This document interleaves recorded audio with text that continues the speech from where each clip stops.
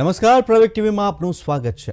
આપણી આસપાસ બનતી નકારાત્મક ઘટનાઓ અને નેગેટિવ ન્યૂઝની ભરમાર વચ્ચે આપને જણાવીશું આજના તમામ પોઝિટિવ સમાચાર। આવો નજર કરીએ આજના પોઝિટિવ ન્યૂઝ પર। શરૂઆત કરીએ હેડલાઇન્સથી। પ્રજાસત્તાક દિનની પરેડ પહેલા નવી દિલ્હીમાં રાષ્ટ્રીય સ્પર્ધાનું આયોજન। બેંગલુરુની ગર્લ્સ પાઇપ બેન્ડ ટુકડી સ્પર્ધામાં ભાગ લેવા તૈયાર। इंदौर योजायु टपाल टिकिटों अनोखू प्रदर्शन। विश्वभरमांथी रामायणनी थीम आधारित सैकड़ों टपाल टिकिटों संग्रह प्रदर्शित करायो। केरलना UNESCO city of literature Kozhikode में लिटरेचर फेस्टिवल योजायो। फेस्टिवलनी 7મી आवृत्तिमां 500 थी वधु लोकोए भाग लीधो।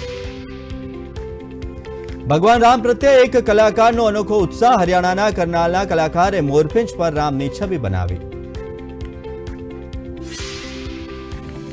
अयोध्या राम मंदिर माटे अनोखी भक्ति। झारखंडना जमशेदपुरना कलाकार विवेक शर्माए सौथी मोटी रंगोળી बनावी।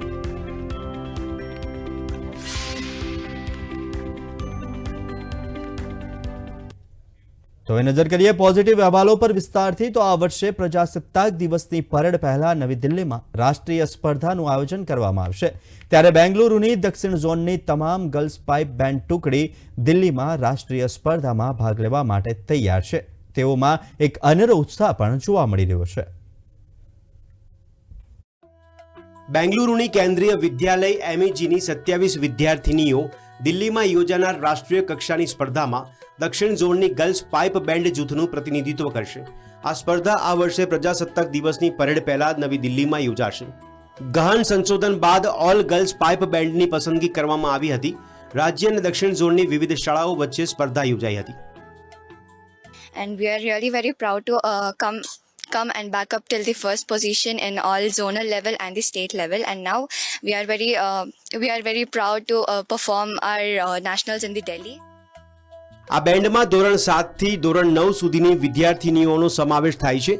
આ બેન્ડના સભ્યો દિલ્હીમાં યોજાનારી રાષ્ટ્રીય સ્પર્ધાની આતુરતાથી રાહ જોઈ રહ્યા છે।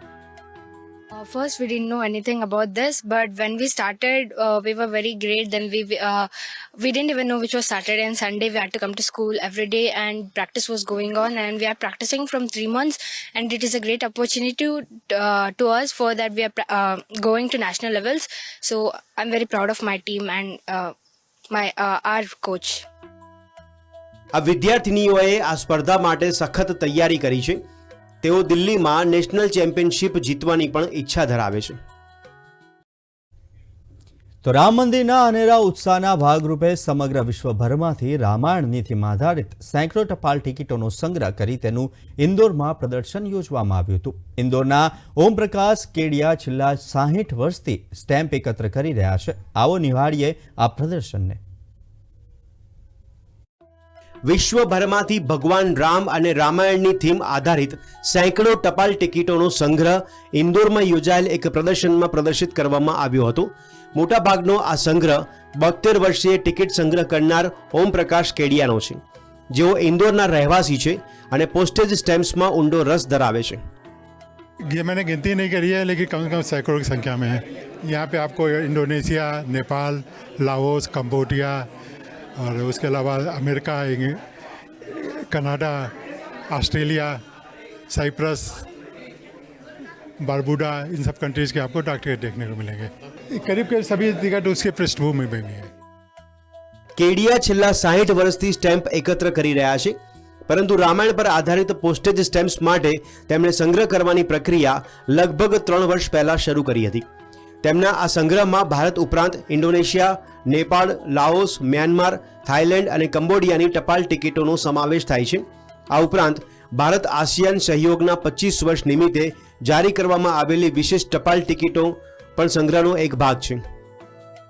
हमने आज यहाँ पे विशेष श्री राम थीम पर ये प्रदर्शनी यहाँ पे लगाई है, और इसमें न केवल भारतवर्ष में बल्कि विदेशों में भी इस थीम पर जितने भी डाक टिकट जारी हुए हैं या विशेष आवरण जारी हुए हैं या फर्स्ट डे आवरण जारी हुए हैं या पोस्ट कार्ड, और कुछ प्राइवेट जो व्यक्तियों के द्वारा भी कुछ पोस्ट कार्ड जारी किए गए हैं वो भी यहाँ पर लगाए गए हैं।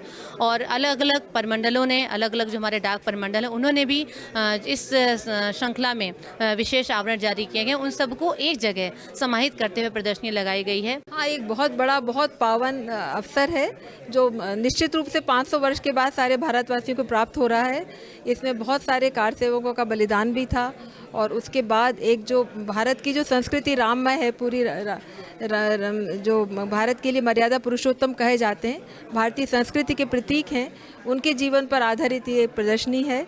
और इस क्षण को एक तरह से अमर बनाने के लिए जो पूरा सप्ताह है, जब पूरा आयोजन किए जा रहे हैं, तो उस आयोजन की शुरुआत इस कार्यक्रम से की जा रही है पोस्ट ऑफिस विभाग के द्वारा। ઇન્દોરમાં પોસ્ટલ વિભાગ દ્વારા આ પ્રદર્શનનું આયોજન કરવામાં આવ્યું છે, જે 22 જાન્યુઆરી સુધી અયોધ્યામાં રામ મંદિરના અભિષેક સમારોહના દિવસ સુધી ચાલુ રહેશે. તો વર્તમાન સમયમાં સાહિત્યની જાળવણી માટેના ઘણા પ્રયાસો કરવામાં આવી રહ્યા છે, જે અંતર્ગત કેરળમાં યુનેસ્કો સિટી ઓફ લિટરેચર કોઝિકોડમાં લિટરેચર ફેસ્ટિવલ યોજાયો હતો અને આ મહોત્સવની 7મી આવૃત્તિમાં 500થી વધુ લોકોએ ભાગ લીધો હતો. જોઈએ તે વિશે અમારો વિશેષ અહેવાલ. તાજેતરમાં યોજાયેલ કેરળ લિટરેચર ફેસ્ટિવલ દરમિયાન કેરળમાં કોઝિકોડ બીચ પર સાહિત્યકારોનો જમાવડો જોવા મળ્યો હતો. સાહિત્ય અને સિનેમાથી માંડીને વિવિધ વાનગીઓ, સંગીત અને રાજકારણ જેવા વિષયો પરની ચર્ચાઓમાં મોટી સંખ્યામાં સાહિત્યકારોએ ભાગ લીધો હતો. ડીસી કીજા કેમુરી ફાઉન્ડેશન દ્વારા આ કાર્યક્રમનું આયોજન કરવામાં આવ્યું હતું. આ મહોત્સવની 7મી આવૃત્તિમાં 500થી વધુ લોકોએ ભાગ લીધો હતો, જેમાં નોબેલ પુરસ્કાર વિજેતા કૈલાશ સત્યાર્થી, અભિનેતા પ્રકાશ રાજ અને નેતા વૃંદા કરાંતનો સમાવેશ થાય છે. ઇતિહાસકાર વિલિયમ ડેલ રિમ્પલ દર વર્ષે આ સમારોહમાં ભાગ લે છે.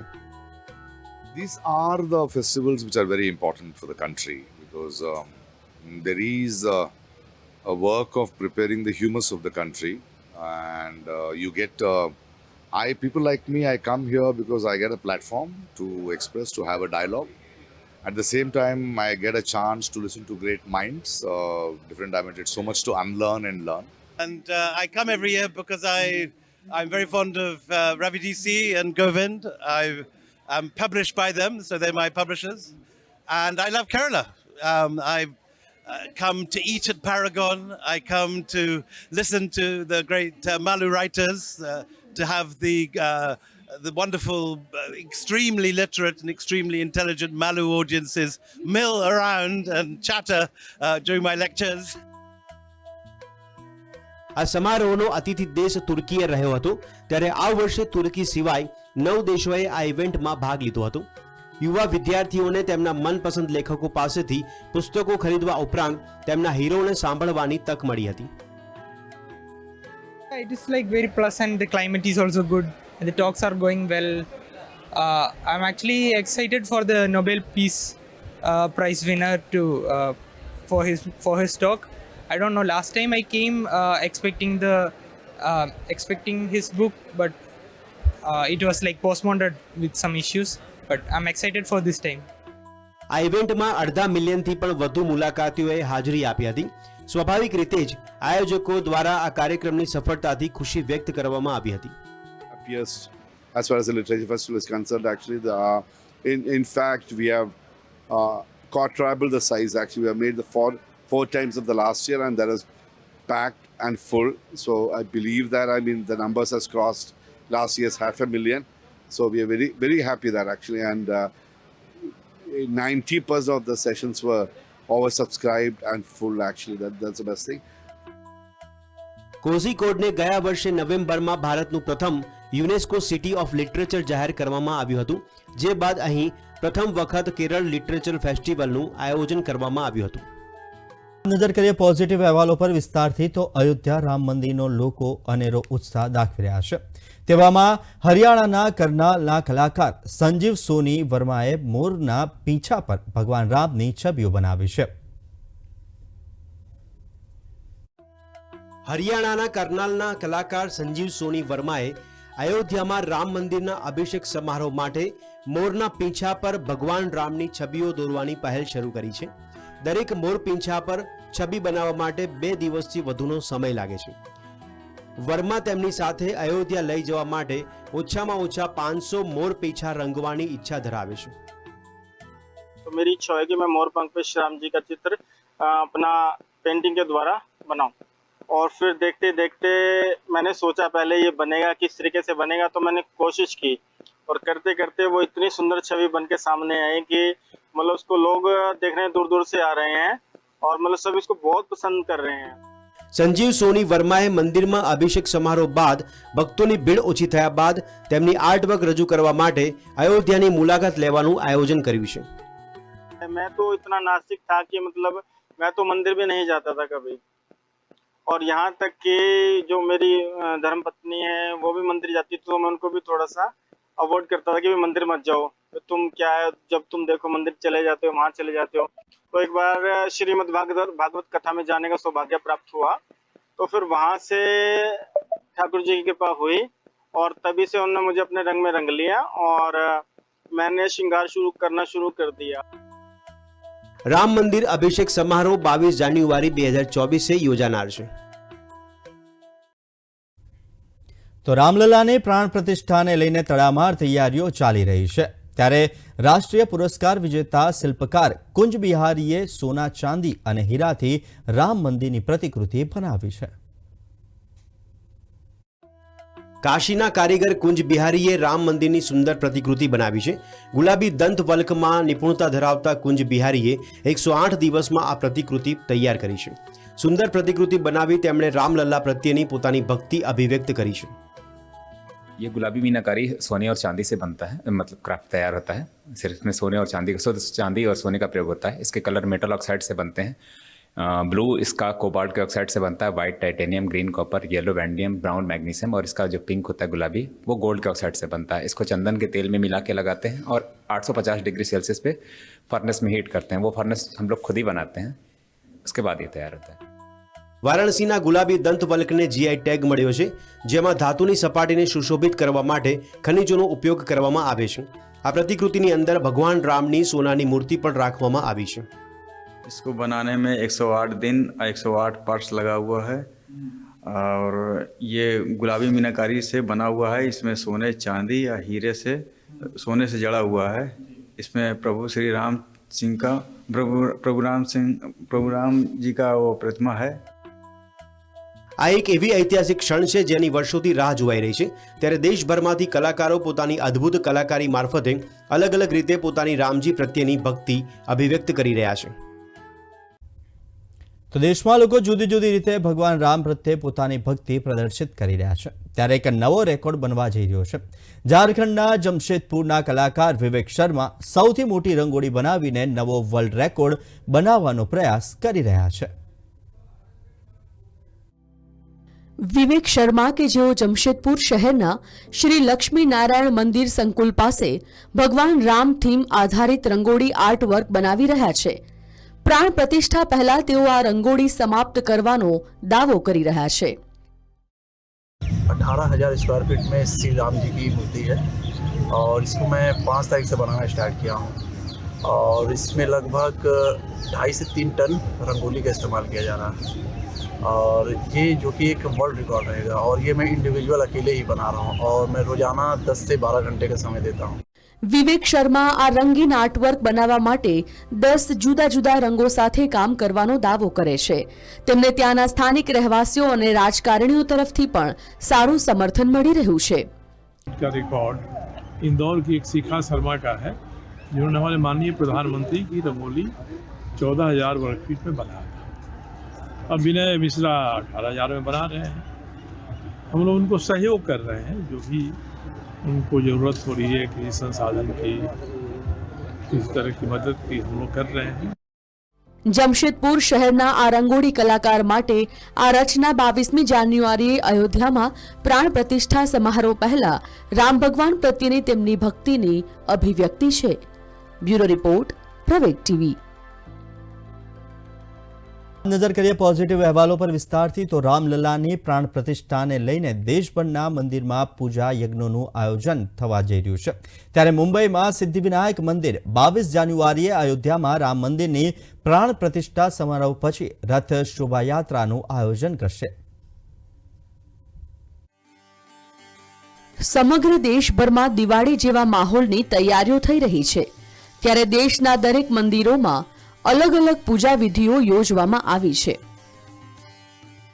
सिद्धिविनायक परिसर है वो हम लोग सुशोभित करने का पूरा कोशिश करेंगे उसके लिए हमने 3 बजे एक रैली का नियोजन किया है। ये रैली 2-3 घंटा चलेगी। उसके बाद हमने यहाँ महाआरती रखा है, वो 1 आधा घंटा चलेगी। उसके बाद महाप्रसाद रखा है ताकि महाराष्ट्र की सारी जनता यहाँ की ये जो प्रोग्राम रखे उसका फायदा ले। सारा परिसर में दिया जलेगा। મુંબઈમાં સિદ્ધિવિનાયક મંદિરમાં રથયાત્રાના આયોજન દરમિયાન સમગ્ર મંદિરને રંગબેરંગી રોશની અને દીવાઓથી શણગારવામાં આવશે. મંદિરના સત્તાવાળાઓ આ યાત્રામાં લાખો શ્રદ્ધાળુઓ જોડાય તેવી અપેક્ષા રાખી રહ્યા છે. બ્યુરો રિપોર્ટ, પ્રવેગ ટીવી. તો અયોધ્યામાં પ્રાણ પ્રતિષ્ઠાને લઈને તૈયારીઓ પૂરજોશમાં ચાલી રહી છે, ત્યારે હવે અયોધ્યા પોલીસે સુરક્ષા વધારવા માટે સરયુ નદી આરતી ઘાટ પર ફ્લોટિંગ પોલીસ કંટ્રોલ રૂમની સ્થાપના કરી છે.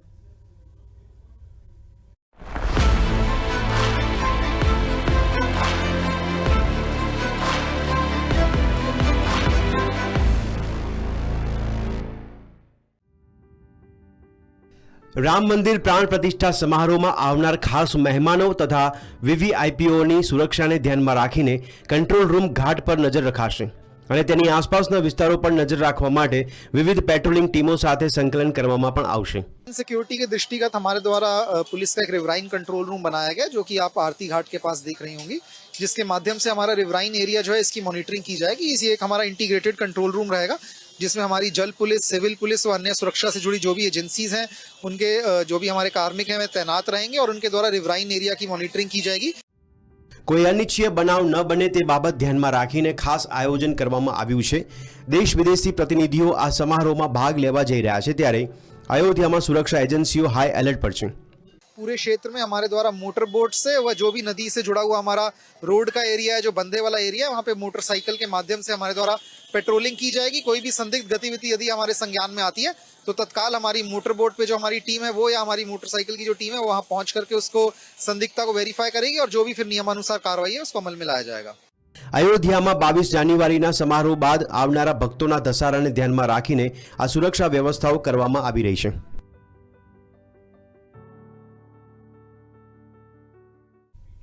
તો ગુજરાતના મુખ્યમંત્રીને મળેલી ભેટ સોગાદો અને તોશાખાનામાં જમા થયેલી વસ્તુનું પ્રદર્શન યોજાયું હતું, જેમાં મોટી સંખ્યામાં લોકો આ પ્રદર્શનમાં ઉમટી રહ્યા છે. તો લોકોએ વ્યાજબી ભાવે આ કલાત્મક વસ્તુઓની ખરીદી પણ કરી હતી. ગોતા સિટી ડેપ્યુટી કલેક્ટર કચેરી ખાતે તારીખ 18 થી 20 જાન્યુઆરી દરમિયાન સીએમની ભેટ સોગાદોનું પ્રદર્શન યોજાયું છે. આ પ્રદર્શનમાંથી લોકો વસ્તુઓ ખરીદી પણ શકશે. પ્રદર્શનીમાં અંદાજિત 25 લાખની કિંમતની 850 વસ્તુઓની હરાજી કરવામાં આવી રહી છે. તેમાં સોના ચાંદીની વસ્તુઓનો પણ સમાવેશ થાય છે. એની ઓફસેટ પ્રાઇસ નાના વિભાગમાંથી નક્કી કરીને અમને આપવામાં આવ્યું છે અને એ બેઝ પ્રાઇસ રહેશે. ત્યાર પછી જે ઓક્શન થવાનું છે વસ્તુ જે હાઈએસ્ટ પ્રાઇસ કોટ કરે છે એને અમે આપી દેતા. આ પ્રક્રિયા છે અને 3 દિવસથી આ પ્રદર્શન ચાલુ રહેશે. એ મેક્સિમમ 25 લાખ સુધી અહીંયા સામાન છે અને 850 જેટલા વસ્તુઓ અહીંયા ઉપસ્થિત છે અત્યારે.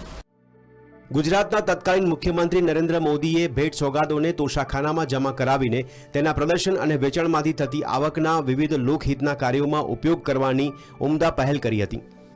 પીએમ નરેન્દ્ર મોદીની આ પહેલને હાલમાં મુખ્યમંત્રી ભૂપેન્દ્રભાઈ પટેલે પણ સુપેરે આગળ ધપાવી છે. બહાર આની આપ જોઈ શકો છો કે જે મેં અશોક સ્તંભ લીધો છે, આ વસ્તુ 12,000 રૂપિયામાં મળે છે. અહીંયા તમને 250 રૂપિયામાં આપવામાં આવે છે. જે ગિફ્ટ સ્વરૂપે મળતી વસ્તુઓનું મૂલ્ય ઓછું આંકી અને પ્રજાને કઈ રીતે મદદ કરી શકાય એ હેતુથી આજે પ્રદર્શનમાં સાહેબને મળેલી વસ્તુઓ મૂકવામાં આવી છે. મુખ્યમંત્રી ભૂપેન્દ્ર પટેલને મળેલી સોના ચાંદીની વસ્તુઓ પ્રદર્શનીમાં આકર્ષણનું કેન્દ્ર બની છે. સીએમને મળેલી ભેટોમાં સોના ચાંદીના રથ, ભગવાનની મૂર્તિ, કળશ, સરદારની પ્રતિમા વગેરે નિહાળવા માટે લોકો દૂર દૂરથી આવી રહ્યા છે. ગોતા ડેપ્યુટી કલેક્ટરની કચેરી ખાતે હાલમાં એક પ્રદર્શનનું આયોજન કરવામાં આવ્યું છે. આ પ્રદર્શનમાં 2020 બાદ મુખ્યમંત્રી કાર્યકાળમાં જે ભેટ સોગાદો તેમને મળી હોય તેમનું વેચાણ થઈ રહ્યું છે. અને આ પ્રદર્શનમાં પૂર્વ મુખ્યમંત્રી વિજયભાઈ રૂપાણી અને હાલના મુખ્યમંત્રી ભૂપેન્દ્રભાઈને મળેલી વસ્તુઓનું હાલ તોશાખાનાની જે વસ્તુઓનું વેચાણ થઈ રહ્યું છે. અને મોટી સંખ્યામાં જે મુખ્યમંત્રીને ભેટમાં મળેલી વસ્તુઓ હોય તે અહીં પ્રદર્શિત કરવામાં આવી રહી છે. અને ખૂબ જ લોકો અહીં આ પ્રદર્શનીમાં ભાગ લઈ રહ્યા છે અને પોતાની મનપસંદ વસ્તુઓ ખરીદી રહ્યા છે. અહીં આપ જોઈ રહ્યા છો કે જે મહાભારત યુદ્ધનું પ્રતીક છે, રથ છે, આ રથની કૃતિ છે. અને સૌથી મોંઘી વસ્તુની જો વાત કરવામાં આવે તો લોખંડી પુરુષ સરદાર વલ્લભભાઈ પટેલની આ જે ચાંદીની કૃતિ છે અને આ ચાંદીની જે પ્રતિમા છે તેની કિંમત 1,59,520 રૂપિયા છે. એમ કહી શકાય કે સ્ટેચ્યુ ઓફ યુનિટીની જે આ ચાંદીની કૃતિ છે તે ચાંદીની કૃતિ સૌથી મોંઘી છે. અને તંત્ર દ્વારા પણ એવો આશાવાદ વ્યક્ત કરવામાં આવ્યો છે કે 3 દિવસ ચાલનાર કૃતિમાં જે લોકો છે તેને અહીં ખૂબ જ વ્યાજબી ભાવે કૃતિઓ મળી જશે. કેમેરા પર્સન જીતુ પટેલ સાથે ચેતન બાંભણિયા, પ્રવેગ ન્યૂઝ, અમદાવાદ.